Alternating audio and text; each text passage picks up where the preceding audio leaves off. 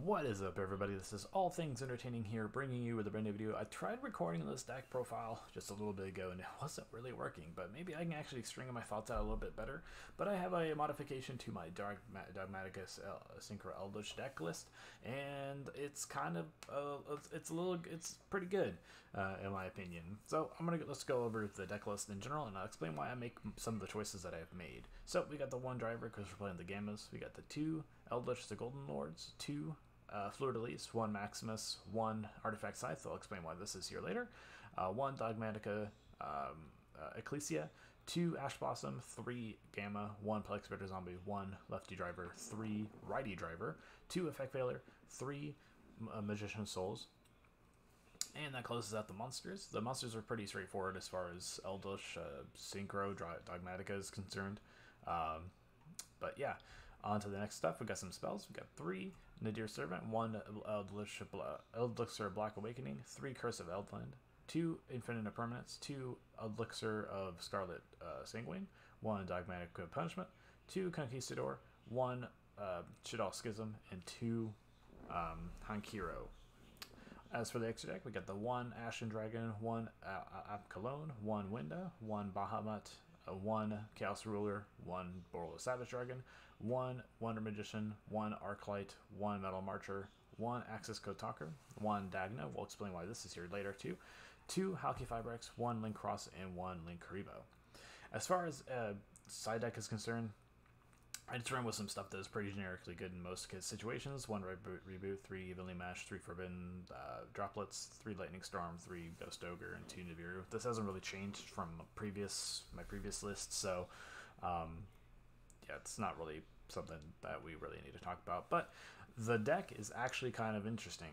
With the banning of Jet Synchron and Mega Phantom Beast O-Line, you kind of have to move your lines of play to a different form of thinking, and we're going to play a little bit of a test hands to see what we can do with this, and I'm going to show you the main primary combo with the lefty-righty driver that we got here, as well as the Artifact Scythe and all the new additions. So let's just jump right into it. I'm going to keep restarting until we get the righty driver in our hand, so give me 1 second. That's the lefty driver. And there it is. Actually, this is actually a pretty good hand. So the line of play is this: we go normal summon righty driver, we activate the righty driver's effect to special summon lefty driver from the deck, and we can activate this effect because some people are really bad with their impermanences, so you activate the effect just in case. Just makes it level 3, so if you need to fall back on Herald the Arclight, you definitely can. You link up into Needle Fiber. Needle Fiber will activate its effect, special summoning Plague Spreader Zombie from our deck. Then we will link off into Link Cross. Link Cross will activate its effect, special summoning 2 tokens. Hitting OK there. Then we will Synchro Summon into Metal Marcher using the Plague Spreader Zombie as well as the Link token. Metal Marcher will special summon Righty Driver from the graveyard, not Plague Spreader Zombie. We'll explain why. Then you take the Righty Driver into Link Karibo. Then you link off into Dagna using the Link Karibo and the Link Cross. Then you activate the Link Karibo in your graveyard, removing the Link token from the field, special summoning that. Then we go into Needle Fiber again using the Metal Marcher. And this is the kind of simple board that you would expect. Obviously, we can go a little bit further here with the Dogmatika and the Eldlich cards, and we probably will.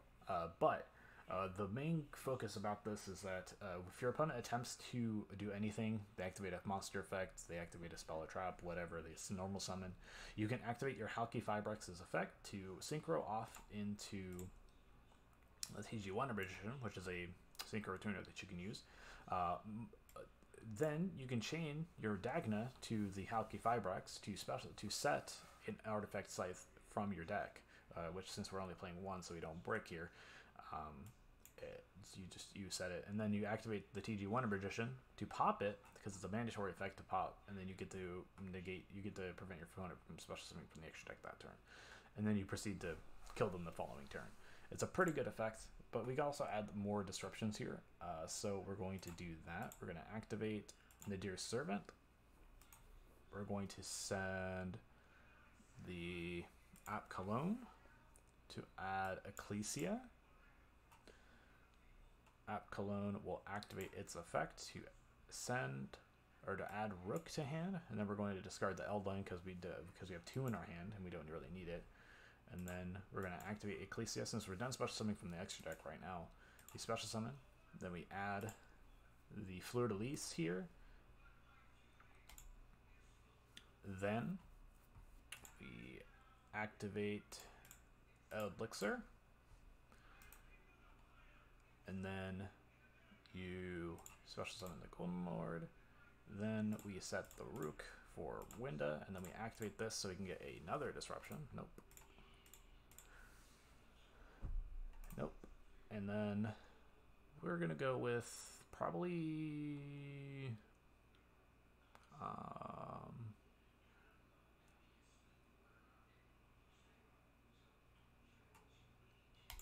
we'll add this one because this will be an extra disruption. And the cool thing about this is like, okay, so let's say your opponent, let's say you did this line of play. You went to the TG1 or Hyper Library and you got the artifact Scythe. Your opponent attempts to impermanence the Scythe. You can then use the TG Wonder Magician to synchro summon into this card. So for those of you who have never seen this card before, during your turn, when this card is synchro summoned, you can special summon 1 Divine Dragon token, which is a fish, water, level 10, 3300 attack, 3000 defense, or 30,000 defense monster in defense position. Once per turn, while you control no tokens.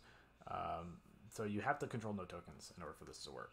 Also, quick effect, you can special summon 1 dragon token if you don't control any tokens during your opponent's turn. So like if they destroy the token but they leave this card on the field for some reason, you can do that.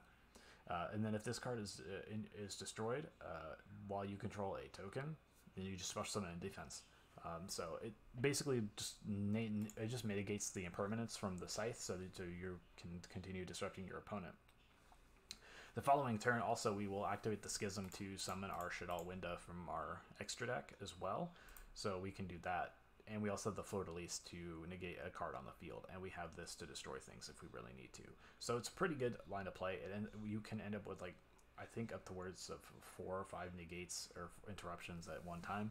It's pretty good. What else can we do here, actually? Oh, the Plex Bear Zombie. Yeah.